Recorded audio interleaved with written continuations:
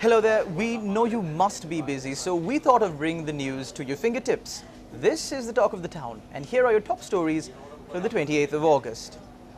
Is there really a difference between a cabinet minister and a state minister?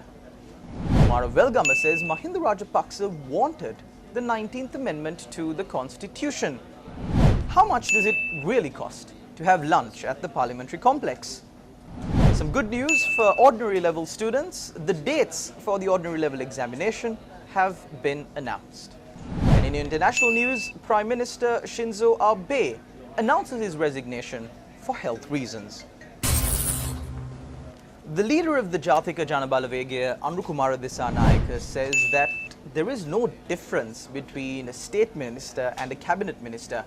He pointed out that state ministers and cabinet ministers both receive a secretary to their ministries, same financial allocations, and similar perks and privileges.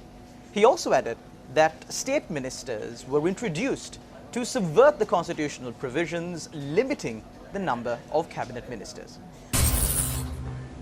Parliamentarian Kumara Velgama said that then opposition leader Mahinda Rajapaksa was the one who instructed the joint opposition MPs to vote in favour of the 19th Amendment to the Constitution. He pointed out that all MPs, except for one, voted in favour of the 19th Amendment to the Constitution, and that he was among the parliamentarians who voted in favour of the amendment. The 2020 GCE Ordinary Level Examination has been scheduled to be held from the 18th of January to the 27th of January. Now, in a statement, the Ministry of Education said that all schools will remain closed during this period. The statement further added that schools will reopen from the 1st of February. A big question that cropped up in Parliament over the weekend was how much does it really cost for a parliamentarian's meal at the parliamentary complex? Now, it was revealed in Parliament today that 296 rupees is spent on a meal for a parliamentarian.